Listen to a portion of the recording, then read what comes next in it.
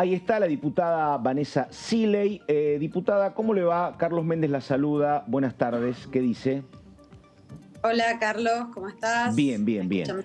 Diputada, primera pregunta que estábamos hablando acá sobre lo que es esta estrategia entendible del oficialismo de decir vamos a ver si podemos conciliar caminos paralelos, avanzar con el juicio político, pero con otros temas que para nosotros son importantes, que están en la agenda de extraordinarias, que puede ser moratoria, blanqueo, hidrógeno verde, un montón de cuestiones centrales. Ahora digo, esta estrategia, no hace que, por ejemplo, un bloque que podría ser decisivo, ni hablemos de Juntos por el Cambio, que dicen que no, pero digo, esta estrategia de querer avanzar con las dos instancias, ¿no cierra las puertas con un sector como el interbloque federal, por ejemplo? Bueno, esta semana ocurrió algo importante en la Comisión de Recursos Naturales, donde con la participación de una de las integrantes de ese bloque se pudo sacar dictamen para lo que es el Parque Nacional que va a estar en Chaco del Palmar. Claro, está. Es un ejemplo concreto de por qué sí se pueden hacer las dos cosas, porque ya se hicieron. Está, puede ser, efectivamente. Habrá que ir viendo entonces proyecto por proyecto lo que pasa con este bloque, ¿no? Digo, cuando se trate de moratoria, se trata de hidrógeno verde, blanqueo, está. ¿Ustedes creen entonces no están las puertas cerradas en todos los aspectos? No, nada, para nada. Y tal vez el énfasis que nosotros queremos también poner y aprovechar cada instancia para contar, cuando hablamos de la moratoria, que es este plan de deuda previsional, así se titula el dictamen, porque es un proyecto que ya tiene dictamen, como bien han dicho ustedes. Se trata de una cuestión urgente que podrían efectivamente quedarse a hoy. A hoy están sin jubilación 800.000 personas en la República Argentina que podrían tenerla a través de este mecanismo, que aparte ya fue incorporado al presupuesto en la ley de presupuesto votada en la misma Cámara. Entonces... No está incorporado en el presupuesto. Sí, está dentro de las partidas presupuestarias que van para seguridad social. ¿La moratoria? No, Las partidas sí. Las partidas sí. Ok. Esto claramente, bueno, además de que participé de esta discusión, también lo he explicado claramente desde el Poder Ejecutivo, la titular del ANSES. Entonces esto lo que nos permite a nosotros es habilitar esta discusión. Recordemos lo que es la jubilación. Este sistema de moratoria se llamó popularmente en la Argentina como jubilación de amas de casa, porque precisamente quienes más mujeres en edad jubilatoria están sin tener los aportes necesarios son aquellas que han trabajado en las tareas de cuidado, en las tareas en los hogares, tareas que no están reconocidas, y el sistema de moratoria es un principio de reconocimiento ex post, es decir, en edad jubilatoria, fuera de edad de actividad, pero es en definitiva un reconocimiento a toda esa labor invisibilizada de cuidar, de criar, de limpiar y de administrar y gestionar el hogar. Entonces, para mí es una de las cuestiones más urgentes en materia legislativa para tratar. Y la más importante. Diputada, porque pueden tener un efecto en la sociedad, ¿se entiende? Pueden tener un efecto directo y un beneficio directo en un montón de argentinos y argentinas. Diputada, ¿cómo le va? Marco Giorgetti, lo saludo. Le pregunto por esto de moratoria y conectando lo otro que preguntó Pato con el tema del interbloque federal. En este proyecto de moratoria o de plan de pago previsional ya tienen el acompañamiento del diputado Topo Rodríguez del interbloque federal en la comisión para la firma del dictamen. ¿Por qué vuelven a traer el tema a debate en comisión? La idea es tratar de poner el tema en agenda parlamentaria nuevamente y esperar a las condiciones reales de oportunidad, mérito y conveniencia para incorporarlo en el recinto. O sea que yo no creo que realmente se pueda oponer a que la gente se jubile con un sistema de pago que lo va a pagar con su propia jubilación. ¿Por qué habría...? Mucho se habla de la agenda de la sociedad y mucho se habla de lo que le interesa a la sociedad, y muchas veces cuando vemos la situación económica, que ustedes ya saben que yo he sido muy crítica con la situación económica, ponemos el eje en que no se llega a fin de mes. Y si no se llega a fin de mes, menos se va a llegar si tenemos personas que no tienen ningún ingreso, carecen de ingreso por esta injusticia que vive en el sistema de nuestra sociedad que aún no ha reconocido las tareas de cuidado, por ejemplo. Entonces me parece que es interesante reactivar la agenda de todos los modos posibles, en la comisión, en el recinto, en los lugares de trabajo, en la sociedad, en los ámbitos donde nos movamos, ¿no? Y que se hable de esto en los medios de comunicación también es muy importante. ¿Qué tal, diputada? Melissa Jofré la saluda. Usted ayer en la reunión reivindicaba, que el debate político que se dio por 4 horas, donde, hubo algunos discursos un poco más subidos de tonos que otros, pero hoy desde la oposición también ellos decían que habían, no sé si ganado o en esos términos, pero sí que estaban conformes porque los habían expuesto a ustedes en sus verdaderas intenciones y argumentos que tienen bajo este juicio político a los jueces de la Corte. ¿Qué considera respecto de eso?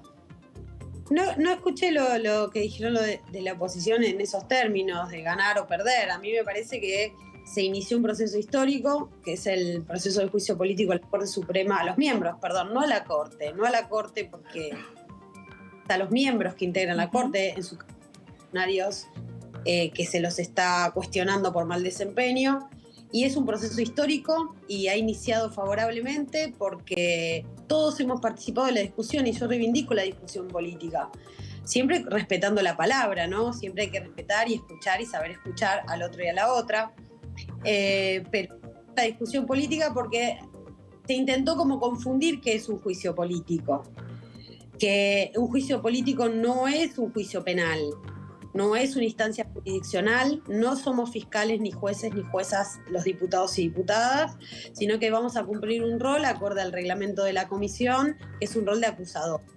Es un rol de acusador. Lo que tiene que hacer es investigar. ¿Cómo se investiga?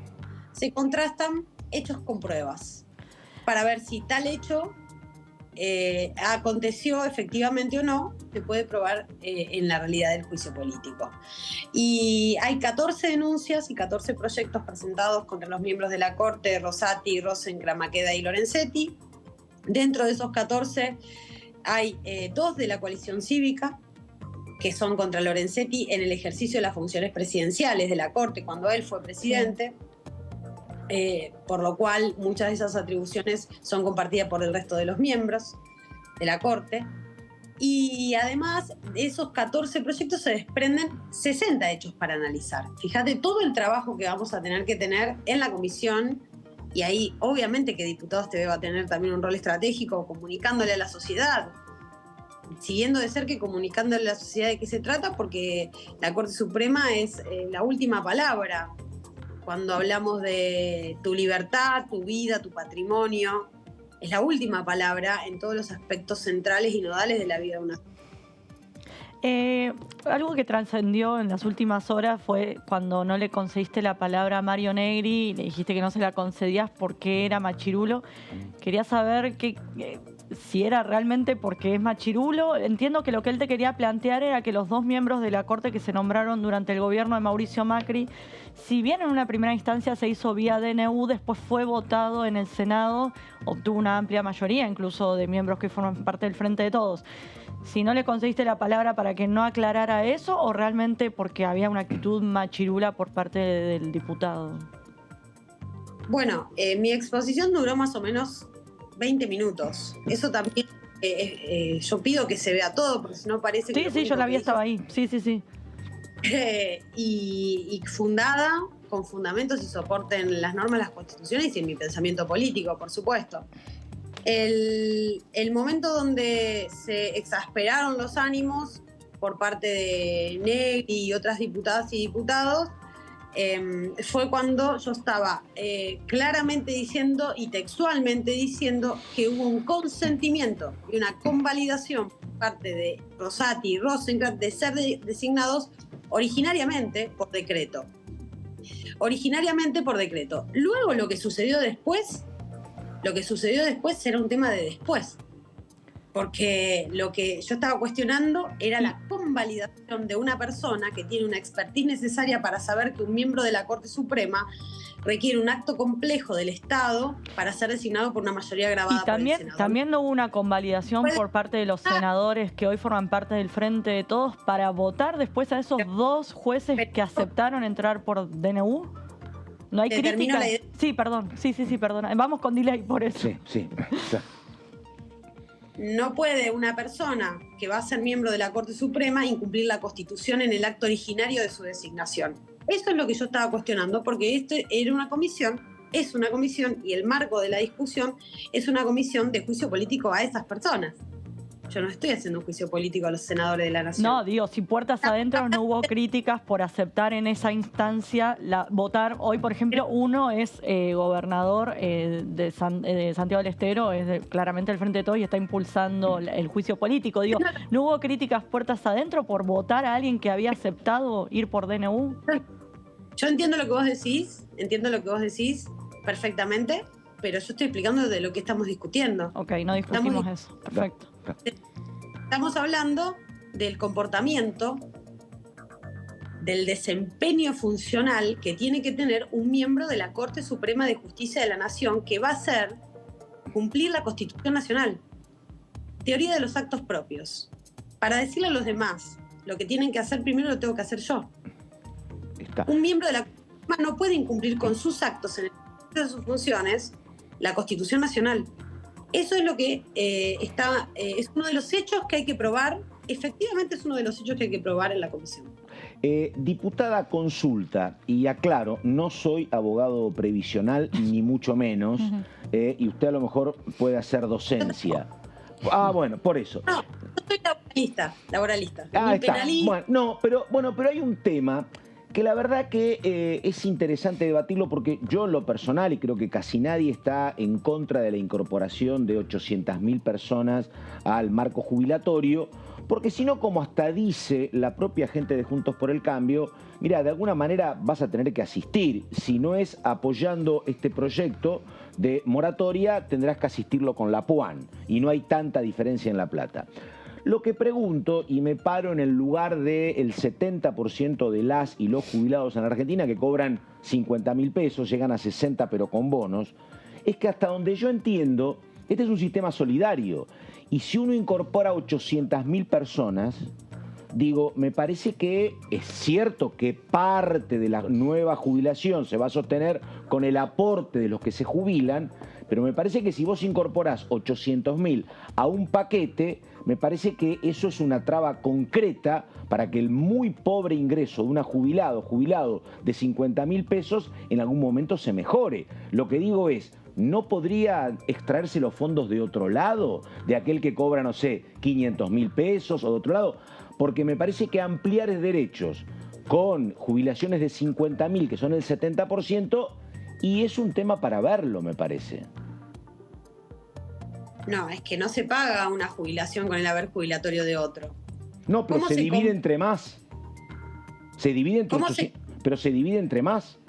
Entonces, ¿cómo se compone vamos a estudiar cómo se compone los recursos que se destinan a las jubilaciones, sí, ¿no? El sistema previsional argentino.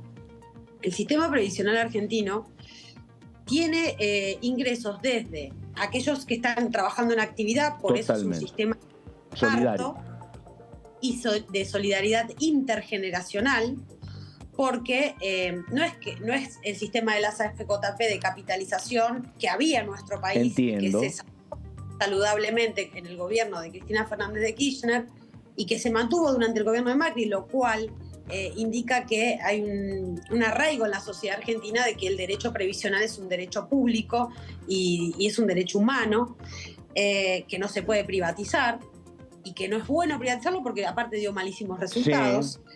Sí. El sistema de reparto se compone una porción con lo que aporta el trabajador o trabajadora en actividad. Sí. Por eso la regulación y el trabajo registrado y debidamente registrado es algo que hay que seguir fomentando porque es lo que te incrementa a su vez a través del sistema de aportes y contribuciones, sí, ese más que va destinada a la jubilación. Que lamentablemente no está ocurriendo.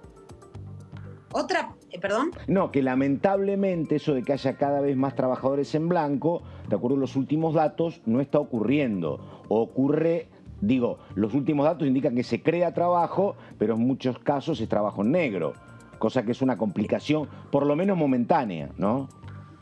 Sí, totalmente. Es así y tenemos que, y es lamentable, y tenemos que luchar contra el trabajo no registrado, que es es un problema muy grande en nuestro país que se está mostrando y que últimamente, en los últimos años, desde el 2015 hasta la fecha, se ha incrementado el trabajo no registrado. Hoy ronda alrededor del 40%. Sí.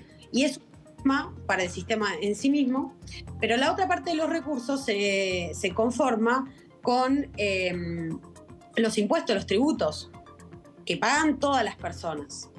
Que paga una persona cuando va a comprar al supermercado, paga el IVA. Bueno, una parte del IVA va a conformar ese acervo jubilatorio, esa masa que se destina a la seguridad social.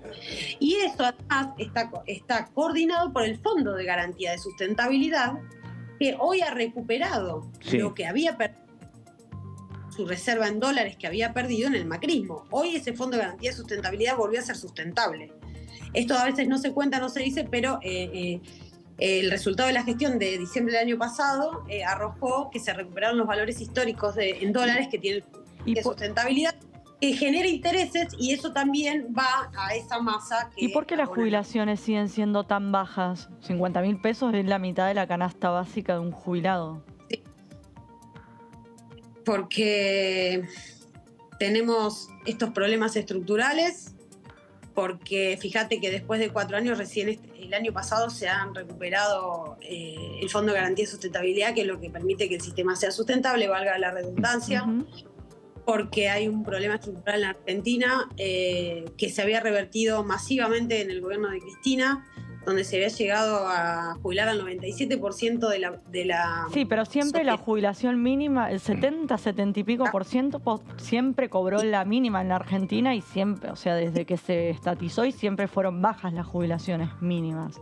Y en los últimos años perdieron poder adquisitivo. No siempre. No siempre. El gobierno de Cristina terminó, objetivamente, revisemos los datos, con la jubilación mínima evaluada en dólares más alta de toda América Latina. ¿En cuánto eran dólares? $500. ¿Y hoy cuánto está?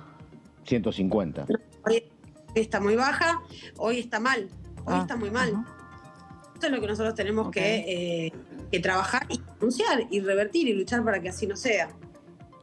Ahora, usted hablaba que el 40% del trabajo en la Argentina está en la informalidad. Durante toda la era de Alberto Fernández, el empleo que más creció es el monotributista. Hacemos tanto el chiste con el monotributriste que me queda. ¿No se debería en la comisión de, por ejemplo, de legislación del trabajo, hacer alguna ley para que para las pymes sea más fácil contratar a trabajadores en blanco? Lo que plantean mucho los empresarios pymes es lo costoso que es poner a un empleado en blanco. Digo, ¿no se puede trabajar en ese sentido? Los proyectos primero, eso es una cuestión de política económica, no es una cuestión legislativa. Es una cuestión de política económica. Y los únicos proyectos que plantean, y no todos los empresarios pymes, ojo con eso, porque las cámaras pymes y los distintos nucleamientos de las pymes, de la pequeña y mediana empresa, de la microempresa, son todos muy disímiles y no todos tienen coincidencias en esa materia que vos decís. Claro, el kiosquero acá a la vuelta, el zapatero. Sí, entiendo lo que decís, sí.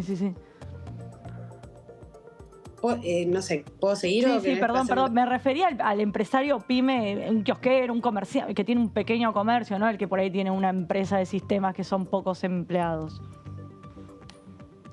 Por suerte, la verdad que en nuestro país, la mayoría de los empresarios pymes, más allá de lo que vos hablás, que es más bien un cuentapropismo, no es tan empresario pyme, tal vez una micropyme que puede tener 5 empleados, ahí se aplicaría.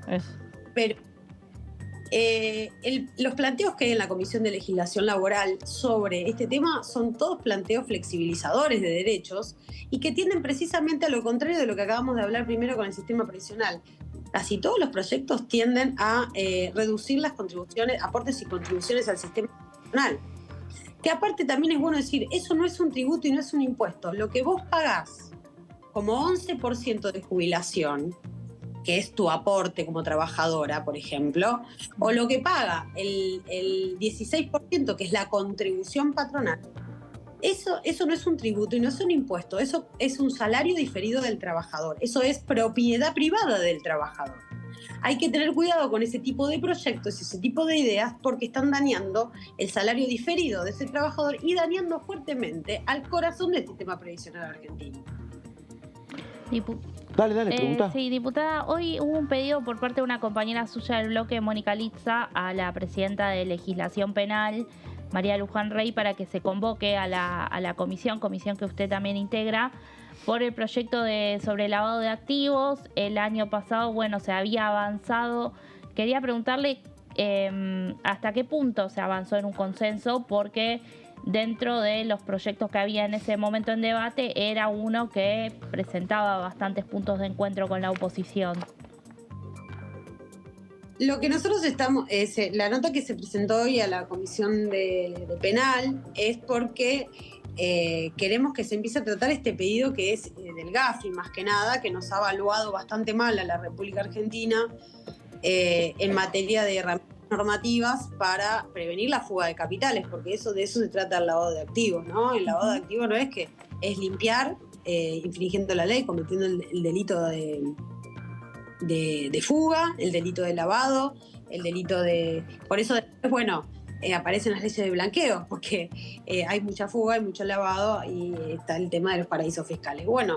Creo yo que históricamente se han arribado consensos cuando se tratan de ese tipo de temas, porque los organismos internacionales se lo piden a cualquier gobierno, no es que se lo piden a un gobierno peronista y no se lo piden a otro gobierno, sino que esta también discusión se dio en su momento en el macrismo. Y apostaremos a que se vuelva a encontrar un punto de encuentro en ese sentido, más que nada por la posición de Argentina con respecto a este organismo internacional. Diputada, le vuelvo a preguntar por el juicio político. Adelantaron ya que va a haber una nueva reunión el 2, una nueva reunión el 9 de febrero donde se va a definir la admisibilidad, que esto es dar el paso al posible, el proceso en sí de investigación, el llamado de expositores, testigos. Esta segunda, ya sabemos más o menos cuánto se va a extender esta primera parte. Esta segunda parte, ¿ustedes ya saben más o menos cuánto se va a extender? ¿Qué van a hacer con este pedido que ya adelantó Juntos por el Cambio, que va a proponer también invitados? Algo que no esperábamos al principio que sucediera. Si los van a aceptar, si van a ver en ese momento qué hacer con lo que pida Juntos por el Cambio. Si fueron hablando de estos temas que surgieron ayer. Sí, la reunión del jueves que viene es la reunión que indica el reglamento para que vengan los autores de los proyectos, más que nada cuando son particulares, no cuando son diputados y diputadas, a hacer una representación o no de esa denuncia. De todas maneras, el reglamento prevé que la ausencia de ratificación no implique impedimento de tratamiento, ¿no? Uh-huh. Es una formalidad para darle más visibilidad y transparencia a la cuestión y para ver si subsisten en el tiempo las denuncias realizadas. No obsta esto, en modo alguno, que se tomen igualmente en consideración los 14 proyectos de pedido de juicio político. Entonces, se invitará a estas 14 autores, digamos, personas denunciantes. Y luego el 9 de febrero, que es el otro jueves, uh-huh, es donde se da al otro punto del reglamento de la comisión, que es el artículo 9, que habla de la admisibilidad. Después, ¿qué es la admisibilidad? ¿No? Para que se entienda. Sí, a ver. Es a prima facie el análisis de que están reunidas las condiciones formales para el inicio del proceso de investigación. Entonces, luego de la admisibilidad comienza la etapa probatoria. Y acá todos los diputados y diputadas, en el marco de la comisión, pueden hacer las presentaciones de testigos, de informes, presentación necesaria para llevar a cabo la instrucción. Eso está abierto y está muy bien que haya propuestas de todos los bloques. Eso me parece muy bueno, muy saludable. Esas propuestas, para conocerlo, no están sujetas a la votación de la mayoría de la comisión. Digamos, se propone y se acuerda y se presenta. Exactamente. Todas las medidas de prueba que han presentado los denunciantes pueden estar incorporadas en la admisibilidad y de ahí va una primera votación de esas medidas de pruebas. Pero a lo largo del proceso puede cualquier diputado solicitar una medida de prueba, presentarla en la comisión y la comisión la somete a votación. Todos los procesos disciplinarios, cuando son en órganos colegiados o colectivos, tienen una singularidad. Cada etapa es votada, cada parte es votada. Esto sucede en el Consejo de la Magistratura de la Nación, en las comisiones de acusación y de disciplina, porque ahí también se llevan adelante juicios políticos a otros magistrados y magistradas. Y cada prueba se vota y después se realiza. Por ejemplo, vos votás que vas a llamar al testigo X. Y después se hace la citación y llama al testigo X, se hace un pliego de preguntas y se le hacen las preguntas en el marco todo de la comisión. O sea, tiene... Los procesos...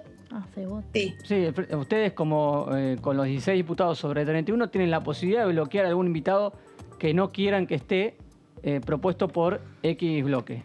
Esa posibilidad está abierta.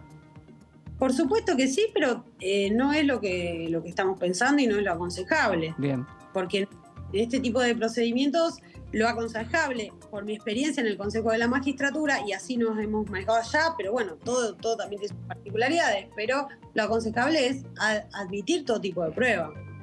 Porque cuanto mayor probado esté algo, mejor, ¿no? No, preguntarle entonces, si la oposición quisiera oponerse a algún testigo que ustedes quieren llamar, quieren convocar, ahí sí se pondría a votación. Todo se pone a votación, todo. Y se vota. De la comisión. Que hoy por hoy los números indicarían que nadie se refríe, ¿no? Porque son 16 a 15, ¿no? Claro. Ojo que el voto del presidente vale por 2 si hay empate. Uno se puede resfriar. Ahora, tengo una duda. Ayer Carla Carrizo, la diputada de Evolución Radical, planteaba cuál era el objetivo de iniciar este juicio a sabiendas de que los números en el recinto no están, y planteó capaz buscan que los jueces en el marco del juicio terminen renunciando. Ahora, si eso sucede, ¿qué pasaría? ¿Quiénes quedarían al frente de la Corte Suprema si tenemos en cuenta como antecedente que ni siquiera se envió el pliego de la vacante que quedó para ocupar la quinta silla de la actual Corte Suprema? Nos vamos a quedar sin corte. ¿Quiénes asumirían? ¿Cómo sería el procedimiento si ocurriera lo que planteó Carrizo ayer? No voy a hacer hipotéticas alusiones a denuncias que desconozco si van a ser posibles o no. No me parece correcto, me parece que no es el objetivo. Nosotros, como bien claramente lo indica el objetivo de un juicio político, es la preservación de la institución, en este caso la institución Corte Suprema de Justicia de la Nación, de funcionarios que no han estado a la altura de las circunstancias. Entonces, yo no espero, ni dejo de esperar, ni me meto con la actitud que vaya a tomar cada miembro de la Corte. No me parece hacer para este momento, digamos.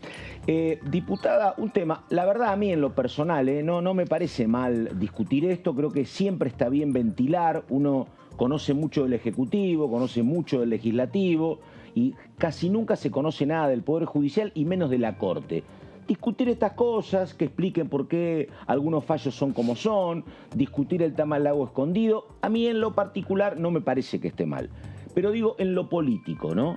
La izquierda, decía ayer, creo que a través de Miriam Bregman, discutimos esto porque no quieren discutir los problemas económicos. La gente del Interbloque Federal dice, no nos metemos, no estamos de acuerdo. Digo, ¿no sería un problema político para el oficialismo no juntar mayor potencia parlamentaria para avanzar con esto? Yo creo que esta discusión en la comisión va a llevar mucho tiempo y va a ser exhaustiva y debe ser exhaustiva. Nosotros tenemos que trabajar con la seriedad para llegar a tener un dictamen. Primero, para pasar la admisibilidad. O sea, todavía no se ha admitido ningún proyecto, ¿no? Suponiendo que se pasa la admisibilidad, el proceso de investigación y de producción de pruebas es larguísimo. Lleva meses. Y luego de ese proceso de investigación hay que elaborar un informe consustanciado para hacer una acusación oportuna o no, y también ahí hay muchos caminos, porque puede ser a uno, puede ser a muchos, puede ser cada uno ir por partes, como han indicado los precedentes en el caso de la Corte de la Mayoría Automática de Menem, cuando fue con Bogiano, Nazareno, Molineo Connor, Vázquez, bueno, etcétera. Entonces creo que hay que ir etapa por etapa, digamos, no adelantar circunstancias que no se saben. Y yo como militante política considero que las mayorías se construyen y se persuaden. Y aparte, vos podés tener una opinión de la Corte, pero si después se prueba un hecho, si después se prueba la comisión de un eventual delito, y si después se prueba un mal desempeño, capaz esa persona que tenía una opinión, a la luz de los hechos probados, cambia esa opinión. Ahí estamos. Vanessa Siley, integrante de la Comisión de Juicio Político, abogada laboralista, dirigente gremial además. Así que, diputada, muchas gracias y buenas tardes. No, muchísimas gracias a ustedes. Buenas tardes. Chau, chau, buenas tardes.